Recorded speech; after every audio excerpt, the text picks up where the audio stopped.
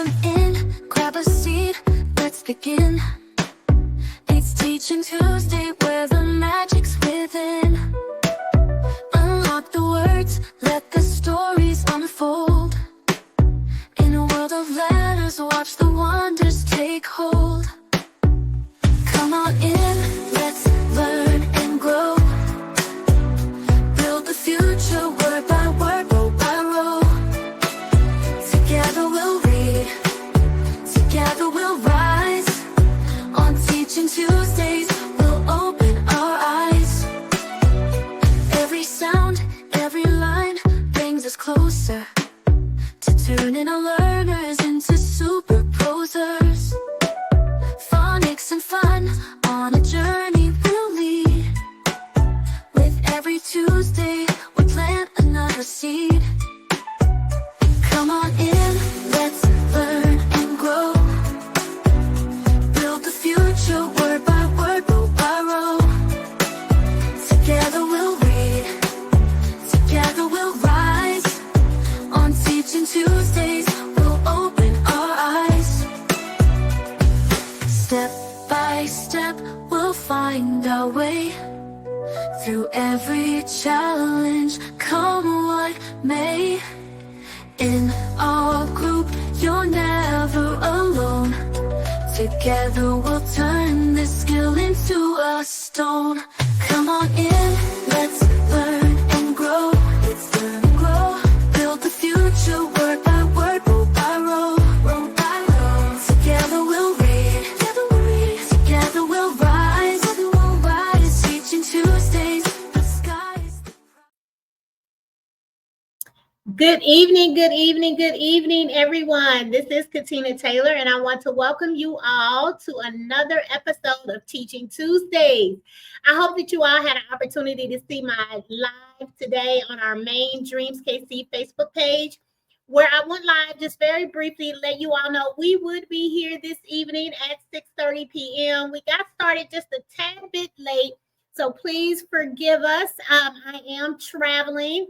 And so I am coming live from my hotel room, but I did not want to miss a week of Teaching Tuesday with you all. And I did not want to do a pre-recording. We did that in the last several weeks, and I really wanted to be with you live. So I hope you all can hear me. You can see me. You are excited for this episode of Teaching Tuesdays. For those of you that may be new to the group or new to Dreams KC and you're like, Catina, who are you? What do you all do? Well, Dreams KC is an education nonprofit social enterprise where we empower parents with the tools they need to teach their children foundational literacy skills. Oftentimes I'm asked, what age group should these children be if you're working with these parents? And it's across the K-12 continuum because the skills are the skills. And so whether you have a beginning reader that is just now building those neural pathways to become a confident and competent reader, or whether you have an 11th grader that has some significant gaps in their literacy development, again, the skills are the skills. What changes are our methods, our strategies, our materials, and supplies in which we teach those skills. So 2024, we spent all of the year really thinking about our pre-K to third grade, fourth grade readers that may have had some gaps in their literacy learning, and or they may just be becoming, right, those confident and competent readers that we know they can become. For 2025, because I have so many parents that will often ask, what about the adolescent learners? And or we spend so much time in the education space talking about our early learners that oftentimes teachers or parents or adults in the lives of our older adolescent learners feel left out of the conversation, as if there's no way we can close those gaps or address any of the challenges that they may be having in their literacy journey. So I am here to let you all know that those gaps, those challenges, we can build their strengths, we can overcome those things, and they can also become confident and competent readers. And By closing those gaps, we will see them excel, grow, and do better across content areas. So 2025, we are addressing the adolescent learners. So you may say, okay, Catina, so just teenagers? Well, in the education space, when we start talking about adolescent learners, we're really talking about fourth grade and above. So because we spend that pre-K to third grade time really teaching children how to read. After that, we generally transition and we're reading to learn, right? Across the continuum, the different content areas. So social studies, science, math, art, music, you name it. We are using reading to give us depth of understanding in those particular content areas. So when we talk about adolescent learners, we're really talking about upper elementary and beyond. I just want you all to know as we talk about this topic and we spend this year really diving in and going deep, that we are talking about our adolescent readers, those that are fourth grade or above, sixth grade, eighth grade, 12th grade even, that may be getting ready to graduate. And we know for sure that in their literacy journey, for whatever the reason, they are just not where we would like them to be for lifelong success, right? So thank you all again for tuning in. I'm so excited. If you see me bobbing both ways, I have another device here because I want to make sure, one, I can see your comments. Two, I want to make sure that the broadcast is still live, it's going well, and we don't have any technical glitches. If for some reason you have a question, you have a comment, you have a concern about anything that I am saying, please drop it in the comments. Share this out with family, friends, colleagues, anyone that you think needs to hear this information. And as we talk about this topic this evening, what will let me just go ahead and make me smaller, make the slides bigger. How about that? Because it's more important that you all see this. And I don't have my readers on because of the lighting where I'm at. So I want to make sure, because you get a terrible glare. So I want to make sure it's also large enough for me to see this evening. So again, welcome. This is episode 44. Episode 44. So 44 weeks. Every single week we have been at this. We started, I think, the first quarter of 2024. And we will continue this for as long as you all need it. If this is our strategy to ensure that parents, grandparents, uncles, aunts, siblings, early career educators, content area educators that may be teaching middle school or high school get the information they need. We know that a couple of weeks ago, we looked at the data. And so content area teachers are telling us that they need more information about literacy in order to assist their older students, their adolescent learners, in an effort to catch them up, right? To close the gap, shrink the gap. And so they are welcome to tune in and be with us as well. And for those of you that have younger students, please don't think that this space is not for you. Because remember, one, we've been at this for 44 weeks. So you can go back and look at any of the prior episodes. But two, remember, the skills are the skills. So this information that we are presenting still can apply to your younger students as well. And if you want to know specifically how that happens, how it translates, please drop your questions in the chat and I will be in the comments section and I will be glad to answer those questions for you. So again, welcome. I'm so excited. Again, for those of you that are newer, 45 minutes is the max time that we try to stay on for Teaching Tuesdays, because I want you all to be able to, one, apply what you learn. Two, I don't want to take too much of your time, right? So I'm trying to have this delicate balance, all right? So, all right, here we go. So what are we talking about this evening? We are talking about structured literacy for adolescent learners. That's what we're talking about tonight. And I know that you guys have probably heard the terms science of reading. If you go back last week, I explained what that was. It's not a curriculum. It's not a textbook. It is a body of research that shares with us how the brain, how we acquire the ability to read written words, text, right? We are not born hardwired for the written word. What we are born with are the neural pathways for oral language. And so the science of reading, although many of us knew what it was before it had a term attached to it, right? We knew what the research said, we knew what the data said. And we were, many of us, like me, my teachers taught according to the science of reading. A lot of people think that that is a new concept. They think it's a curriculum, a program. And so I try my best to explain that it is just a body of research that has stood the test of time, decades upon decades, that informs us as practitioners, as parents, even as learners, because our older kiddos, they want to know how their body is hardwired, right? The different physiological, physical, internal and or external growth patterns that they have, and they are old enough to own their own learning and know how they learn. And so we would do well to explain to them the science of reading. So that being said, then we switch gears and we say, okay, now we're talking about structured literacy. Catina, why is this important?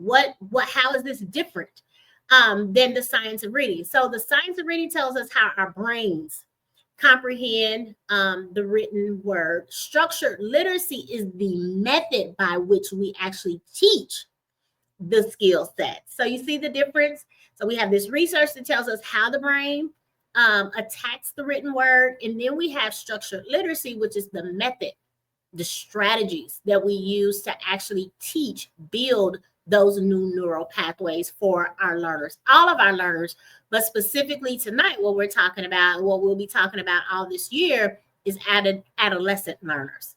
So I hope that makes sense to you all. Again, if you have any questions, feel free to drop them in the chat. So what exactly is structured literacy? Well, you have two components, two main components: direct instruction, explicit teaching, right? So structured literacy gives us a clear step-by-step approach that ensures all of the essential, all of the foundational reading skills are taught directly. Our children do not gain these skills, master these skills by osmosis or by just a quick gloss over. Oh, well, sixth grader, eighth grader, 12th grader, you should have got it in K through 3. No. If there is a gap, if there's something that didn't stick or wasn't mastered, the onus is on us as parents, as educators, as tutors, as reading interventionists, etc., to ensure that they master the skill. Figure out what skills are lacking through assessment. We've already talked about that. And then 2, devise a plan to explicitly or directly teach, instruct on those skills. So explicit teaching, right? It is explicitly, like, right? We are just doing it day to day to day, like 15 minutes, 20 minutes, 30 minutes, however much time it takes them day to day before they get to mastery. You may ask, especially those of you that may be new, what is mastery? Mastery is the ability for a student to independently demonstrate their understanding of a particular skill to 90% accuracy. That's the way in which I define it. Right? Some educational institutions, teachers will say 80 to 85% is enough. Because I know our students are brilliant, because I know that 90% of our children can master the skills, I set a high bar. I want them to know that they can achieve at high levels. That sets the tone for them for the rest of their lives, that they won't settle for being mediocre. Mediocrity is not their pathway, right? That they can achieve these things at a high degree of efficiency and effectiveness with fidelity. And that's what we want for them. We want to build their confidence so that they keep working, keep practicing, and that leads to competence, right? So we want to make sure that we are explicitly teaching these sound letter patterns, the syllables, the prefixes, suffixes, etc., key components of literacy for all of our children, but especially those adolescent learners, because what we know is if a gap starts when they are really young, that gap, provided they don't have any interventions in place, that gap will have a tendency to widen over time. We want to mitigate that. And the way that we do that is by using structured literacy, providing direct and explicit instruction and teaching. Okay? So when you think about it, you say, well, what are we actually teaching them? What are the skills that they should have mastered already?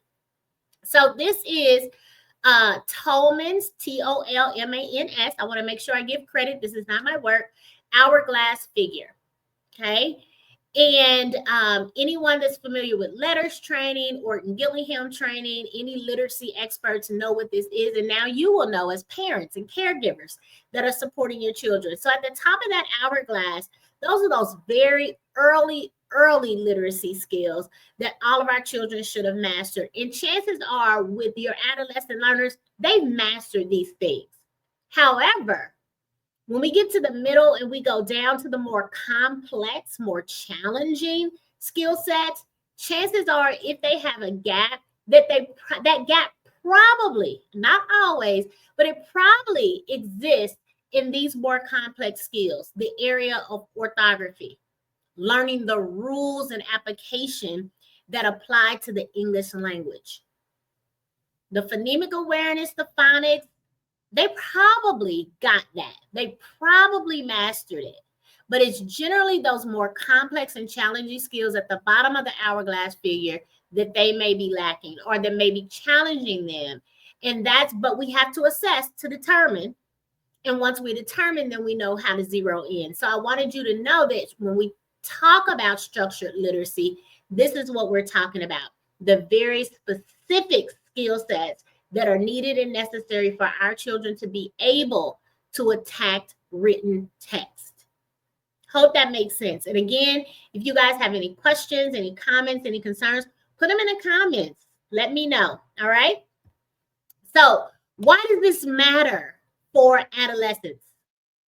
Why does it matter? Because many of our upper elementary, middle, and high school students may have missed critical reading skills that prevent them from keeping up with grade level material. Now, remember, as they go to upper elementary school, middle school, then high school, they are switching classes. They have more content areas to master oftentimes. The complexity of academic language increases significantly. And so if they already have some challenges with literacy, what we do know is that literacy impacts math, social studies, science, all these other content areas.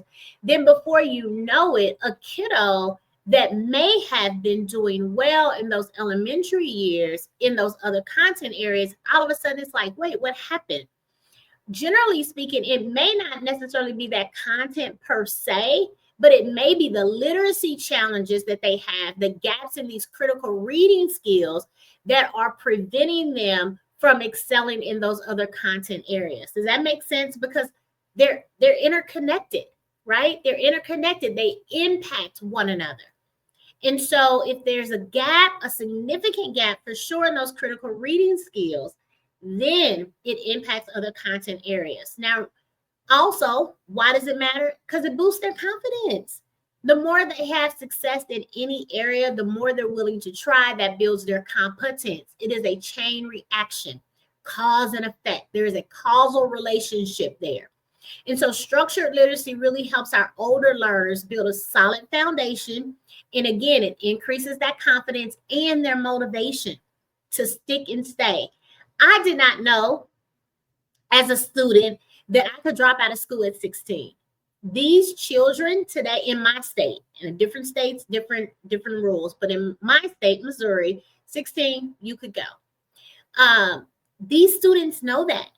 And so students that may have some challenges at school as they get older, oftentimes they are biding their time. And they are saying, I can't wait till I'm 16 so I can be done with this because it has been so traumatizing and traumatic to them. We don't want that for them because we also know that if they don't graduate with a high school diploma, then becoming an entrepreneur, going to a trade or vocational school, going to college or university, it becomes much more difficult and it impacts them the rest of their lives. If they are illiterate, how do they participate civically, professionally, personally? It impacts housing, socioeconomic status, health outcomes, etc. So we want to motivate them, boost their confidence, grow them in their competence so that they continue on the journey and they have the option. The choices are made for them. They get to make the choice of how they navigate their life. And of course, then it matters because improved literacy skills improves learning across all subject areas. And again, it just shows them what they can do. It boosts their confidence. And it really, really paves the way for them to have academic success across the board. So that's why structured literacy matters for these adolescents. They are more in tune, especially as they get to middle school and they're comparing themselves to their peers. They're thinking about their future. All of these things, we may see some of our adolescents become depressed, moody. They may isolate themselves or be isolated from their peer group. What do we know? Some of those other things that come from depression, anxiety, perhaps suicide, suicidal thoughts. That's not what we want because we haven't supported them or taught them, helped them, guide them, develop those neural pathways so that they can become proficient in the area of literacy. That's not what we want for them. All right. So just want you all to know why structured literacy, why this literacy game, so to speak. I don't want to say game. The literacy skills are so significant and important, especially as our kiddos get older. Hope that makes sense. Y'all are quite quiet. I hope you're still with me. Again, if you have any questions, comments, or concerns, feel free to drop them in the comments. I am monitoring as we go. So you say, Catina, okay, well, is structured literacy new? It is certainly a new term. For many. New strategy, not so much. What we did for many years in the field of education is we used structured literacy. Then about 80s, 90s, we started using what you may have heard is balanced literacy, whole language, some other what became more traditional methods that really relied on indirect teaching. It encouraged guessing, new or unfamiliar words, using pictures as clues as to what may be going on in text, which really lead to the gaps that we are seeing and have seen since I've been in the field of education, and I've been in the field of education for 25 years. Structured literacy, on the other hand, again, it's direct instruction, it's explicit, it is systematically teaching the strategies, the skills, because they build on one another. I often use the analogy of running up a flight of stairs. When we're younger, we think we're super fast and agile. We may run and skip a couple of steps and we're okay. But over time, as we age, as our balance changes, whatever it may be, whether we're going up or down, you skip a step or two and there's going to be real damage. The same thing here for our children. If, in fact, they have been going along this literacy continuum, maybe they had a couple of teachers that went to a school, a college, or university as pre-service teachers and weren't taught how to effectively teach reading. Well, you get 1, 2, 3 years of that, and you're going to see that foundation quickly becomes sinking sand for our children. Perhaps they had to change schools a lot. Perhaps they had something wrong with their ears. We know that literacy development starts first with what we say and what we hear, right? Maybe they had exposure to lead, and that impacted their brain development. It does. Perhaps they have a neurological diagnosis like dyslexia, or their brain functions a bit differently. Then that may mean, if we didn't give them enough time, that they have developed some gaps. So there's so many different reasons that it could happen. If it's there, structured literacy gives us an opportunity to shrink that gap, to build, reteach those foundational skills, especially for decoding, meaning how do we learn new words, right? Unfamiliar words. And then comprehension, which is the ultimate goal of reading, right? Making meaning from what we read. All right. So I just wanted to make sure that you all are clear and understand kind of the difference between the two approaches. So what are the key components of structured literacy? You see them here. You can screenshot them. You can come back and look at this.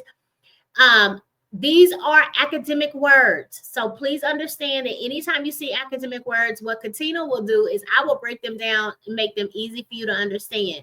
But I present the academic terminology for you because if you sit down with a classroom teacher, a tutor, a reading interventionist, a special ed instructor, a school administrator, or maybe you're sitting in a school board meeting, oftentimes those education professionals forget that parents aren't necessarily on the same level or as familiar with the literacy terms, but I like to present them and then break them down for you all so that you have a simplistic way of understanding what they are. But I want you to be familiar with them so that when you sit down at a parent-teacher conference, an IEP meeting, or what have you, you're not sitting there being nice and going, and walk out and not know. No, someone has already given you the tools, just like you're going to give them to your children, right? And so I want to make sure that you are clear. So here are the key components. You have these 6. Phonology, how sounds work. Phonemes, phoneme meaning sound. In words, it's crucial for decoding and spelling, right? Decoding, learning new and unfamiliar words, being able to break it apart into its sounds. And spelling, really decoding is reading the text. Encoding is writing. So they go hand in hand. Then we have sound symbol association, phonics. How do the sounds, the phonemes, connect to the graphemes? What are graphemes? Letters. So we have that sound letter or sound symbol correspondence, right? The letters and the letter patterns so that they learn how, again, to read and spell. Then we have syllable instruction. How are we able to break words up into their syllables or word parts? That really does help with reading fluency and accuracy. It is a strategy. We start early in the early grades with them just being able to hear the different syllables, clap them out, tap them out, snap them out, etc. When we get down to that bottom portion of the hourglass, not only are we talking about hearing the syllables, being able to see how many, but then we start talking about what types of syllables are in the particular words that we are decoding, encoding. All right. Then we talk about morphology. So very simple: prefixes, suffixes, base words, word roots. That's what we're talking about when you hear that word morphology. So that really does help our students expand their vocabulary and it improves their comprehension. How is that, Catina? Well, you think about it. If I understand the meaning of, I don't know, a particular prefix, we add on a suffix as well. And then they also understand the base word or the root word. Then they can be reading something, get to a word they've never encountered before. They can decode it, one. And because they know the meanings of the prefixes, the suffixes, and the root words, they can actually, even if they've never seen that word before, they should be able to understand what it means in context. Again, going directly to their comprehension. And then syntax. How are sentences put together? Grammar, so nouns, verbs, adverbs, adjectives, etc. Right? How that improves their writing, their fluency in their reading, and understanding written language. Reading and writing are not independent from each other. They are dependent. As they learn to become better readers and they are reading more, they should be able to take the same strategies, the skills that they are using to decode, and then translate that to how they write. So the more they read, we should be seeing their writing improve as well, because they're applying what they see in that reading, that decoding, etc., in their own writing. I hope that makes sense. And then semantics. So the meanings of words and how sentences enhance comprehension and the overall understanding of the text. How can I make this more vivid? How can I make it stand out? What sentence structure is going to be best in this essay or this research document? Depending on the genre, right, that they're writing. Are they writing a personal narrative? Are they writing a piece of nonfiction? Are they writing a piece of fiction, right? Historical, like there's so many different types of genre. And how we use sentences, the word choices that we make, it really depends on what we're writing. Are they writing to inform? Are they writing to entertain? Like that purpose. So semantics and things like that come into play. And our older students, our adolescent students, they are required to write multiple types of genre throughout their educational experience. And depending on what content area they're in, that also dictates the type of writing oftentimes that they should be doing. And it will dictate what type of reading they'll be doing as well. So I hope that makes sense. So these are the key components of structured literacy. All right. So what can you do at home? What should you be doing at home? What can you start doing at home or continue doing? One, you want to encourage them. More often than not, we will have older students that have mastered how to fly under the radar and not be noticed or found out in terms of significant gaps. They may have to go to the restroom every time they're asked to read. They may be sick. Oh, I'm not feeling well. They may all of a sudden get a headache. They may get cranky, tired, or give a lot of pushback when we are asking them to read. They've mastered it. So oftentimes I will have parents say, I had no idea. I had no idea that my 11th grader was reading on a second grade reading level, because they become masters at how to navigate a system and not be found out. So we want to encourage them to be reading. We want to be listening to them read. That is not to say, and as you see in that last bullet point, it says model reading habits. You will read to them, you will read with them, you will have family reading time, but you also should be on a regular basis listening to your children read. That one gives us the opportunity to hear where they're having trouble. Is it decoding? Is it comprehension? Is it fluency? Where is my child struggling and how can I help him or her or them? All right.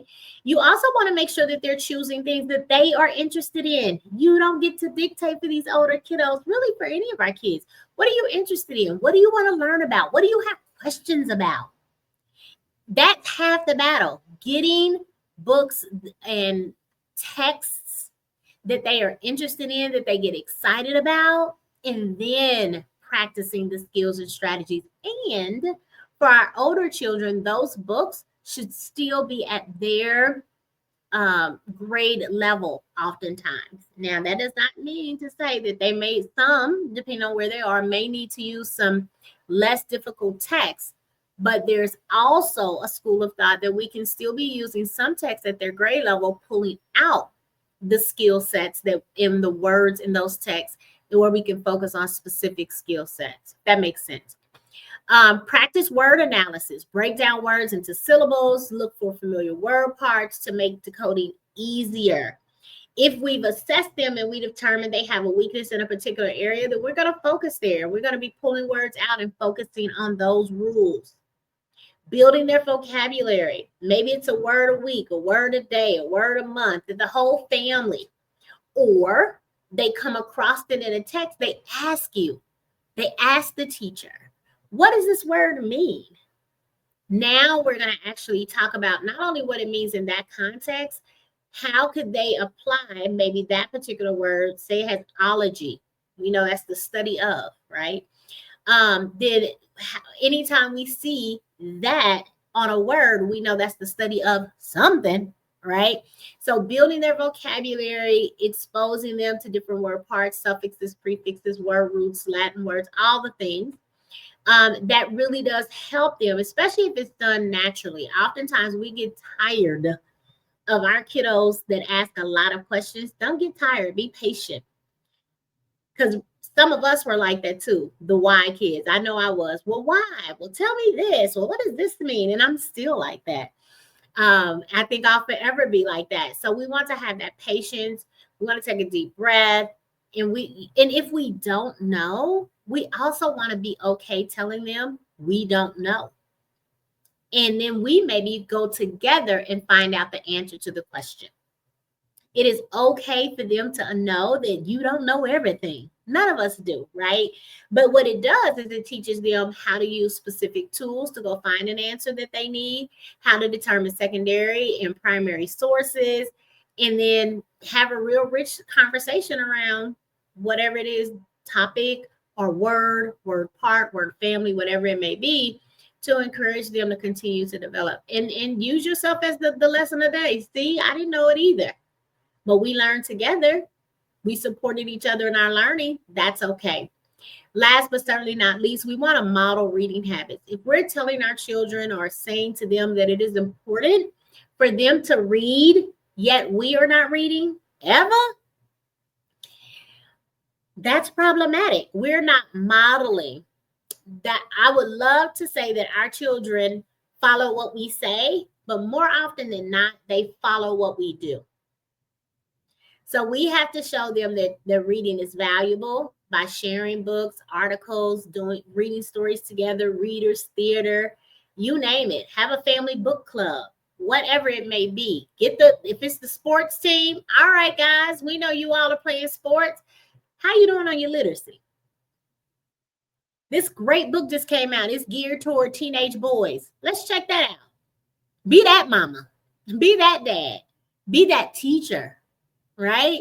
So we want to model for them the impact, the importance of reading.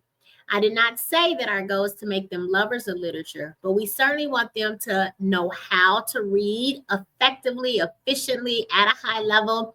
They then have the opportunity to make a choice for themselves whether or not they become lovers of literature. But if they don't have the skill set, then they can't make the choice because they can't access the text. All right. So the benefits of structured literacy: it improves accuracy. Students are able to read more confidently and accurately, leading to better comprehension across all content areas. We know that improved literacy automatically, more often than not, will indicate stronger performance, again, across all subject matter, including science, history, and math. Hello, problem solving, word problems.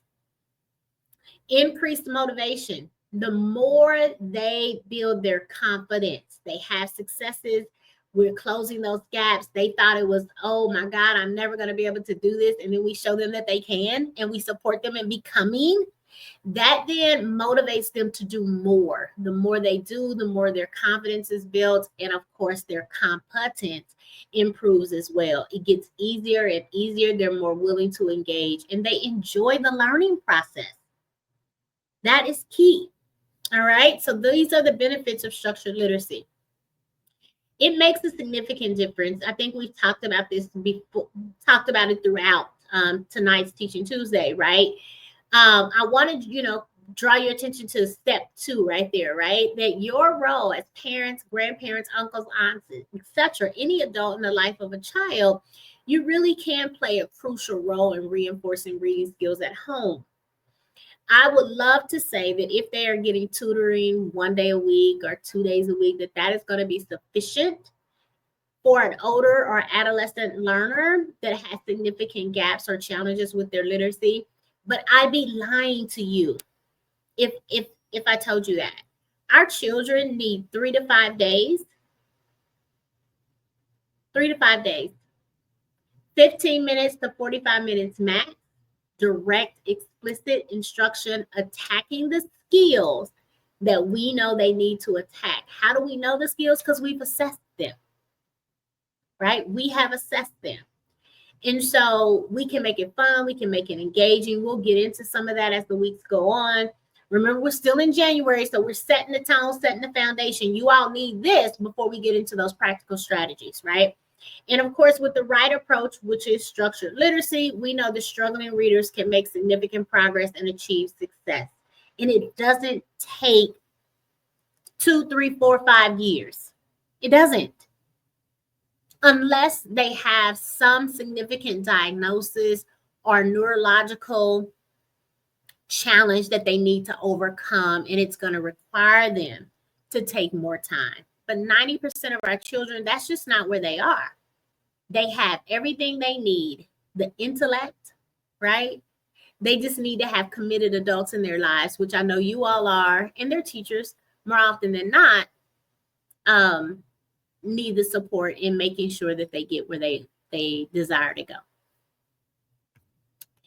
So this is in here, but we'll talk more about this. So decoding skills, those very early skills that sometimes challenge our adolescent learners. So, you say, well, Catina, this seems so basic, but believe it or not, many of our 10th, 11th, 12th graders need to start here. They miss this at some juncture at some point. So learning the relationship between letters and sounds, graphemes and phonemes is essential. If they haven't mastered this, it impacts everything they do afterwards. Can they then blend the sounds together, right, in order to decode? Can they break down words into individual sounds? So we decode them, we segment them, we substitute, we delete. We want to test all of those skills to ensure that their decoding skills are intact. And then we go from there. We want to work on their fluency. What does fluency mean? That they can read at a normal pace with few errors. Smooth, not choppy. How do we grow them in their fluency? They're reading some text multiple times until they get comfortable. They have the accuracy, the fluency. We can have them chunk out text, breaking text words into smaller chunks, parts. They help them focus on reading smoothly. So it's a strategy. And reading aloud. Believe it or not, some students do better with fluency reading aloud. Readers theater, especially for our creative kiddos, those that may have an interest in theater, right? Or those that like to rap or sing, reading aloud will be really, really good for them. So they can practice with you, parents. I love the books you read to me. I read to you. I use those all the time. But you want to practice reading aloud. I also, for some students, I take a PVC pipe. So you see how my fingers are? I take 2 curved parts. I have a straight part in the middle. They can actually, what we call whisper read, hear themselves. Because now I will tell you, the research and the data says that there is no advantage to reading aloud at school. Yet, more often than not, we traumatize kiddos because we ask them to read aloud a lot at school. Now, teachers use it as an observation method oftentimes, or they've been misinformed and think that reading aloud in that environment is a help. But more often than not, it is traumatizing the students that have challenges with their literacy. It is embarrassing. It's full of shame, especially the older they get, when they're really in tune with their peer group and what it means to struggle in front of people. So they carry that embarrassment, that shame, that guilt, just like adults who struggle with their literacy do.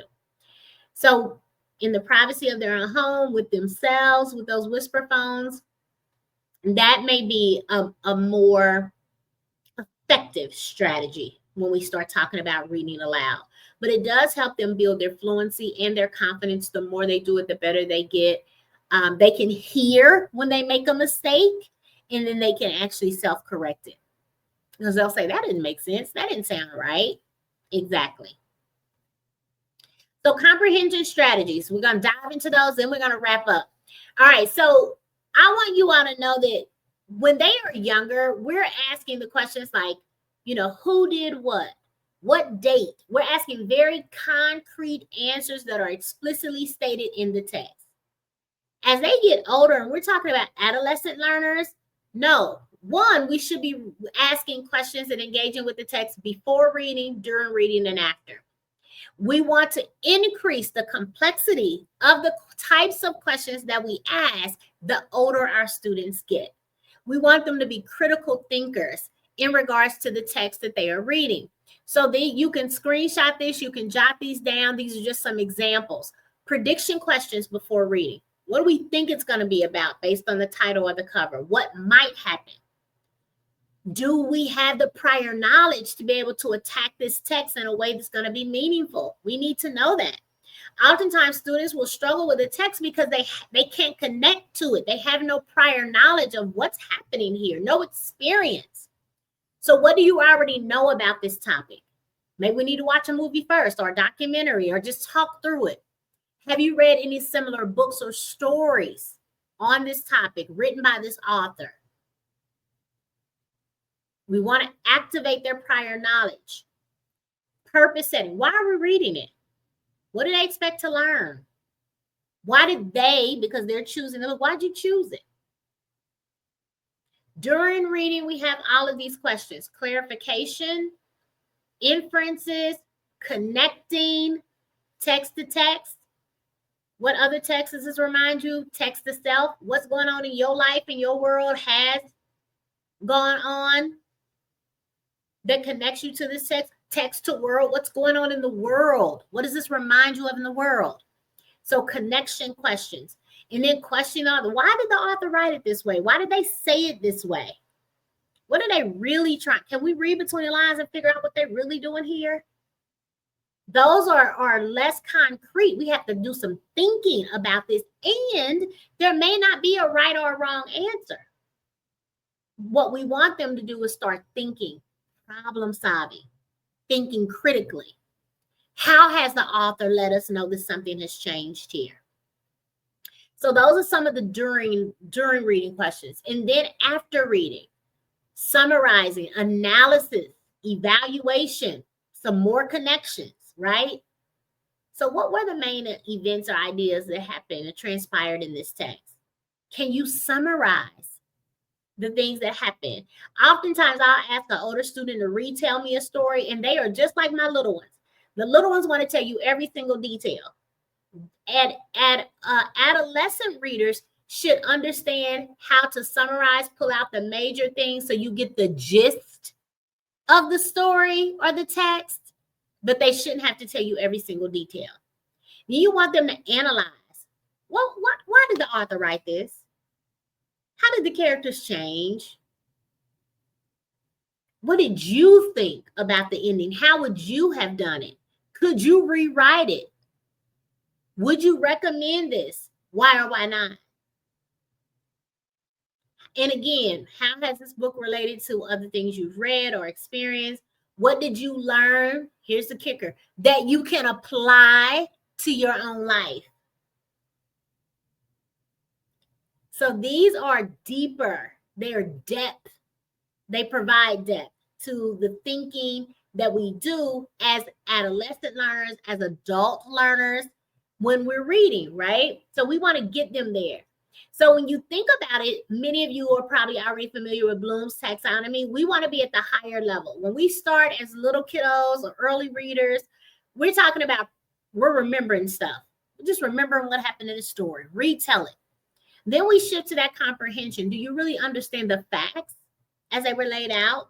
Can you retell this? Could you do a story sequence? But then can we apply what this lesson was in this book, or what we've learned in this science or history text? How does that apply today? Analysis, breaking it down into parts and finding evidence. Do you like this? Why or why not? That's analysis. Can you prove this is what the author was thinking? Analysis. Synthesizing information, evaluating. So we want to be those higher order thinking skills, especially for our older adolescent learners. They were getting away from the kiddos, the early elementary, they should be doing those lower order thinking skills. But as they grow as readers, middle school, high school, etc., we should be seeing their thought processes. Also, those higher order thinking skills, those critical thinking skills, to also increase. All right. So next week, what are we going to be talking about? We're going to be talking about breaking down reading comprehension as it relates to our teens, our adolescent learners. So we're going to explore some strategies to help them understand what they read. Because remember, that's the goal of reading, understanding the text, right? So I hope you all have gotten something. Drop some comments. If you have any questions, comments, concerns, anything like that, feel free to ask. I will always come back, take a look at your comments, and respond to those. So I hope you all have enjoyed this episode of Teaching Tuesday, and I hope to see you next week. Monday, January 27th, I will be back in Kansas City. I will be sharing over at the West Wyandotte Library, along with some other resources in the community around literacy. They're having an early literacy fair, so come see me, come meet me if we haven't met before. See what we're working on at Dreams KC and the other resources that will be there to support your children in becoming confident and competent readers. It is a free event. They'll have chili, they have cinnamon rolls, they have a whole bunch of stuff going on over there. But they do ask that you register so that they know how many people they can expect to come over. All right. So as I always say, and I will say again this evening, and as I get ready to log off, one, thank you all for being with me today again for another episode of Teaching Tuesdays, and let's get lit, y'all. Until next time, Catina Taylor signing off. Bye.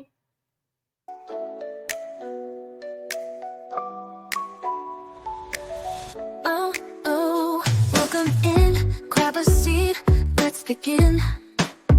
It's Teaching Tuesday where the magic's within. Unlock the words, let the stories unfold. In a world of letters, watch the wonders take hold. Come on in, let's learn and grow. Build the future word by word, row by row. Together we'll read, together we'll rise. On Teaching Tuesdays, we'll open our eyes. Every sound, every line brings us closer to tuning and learn.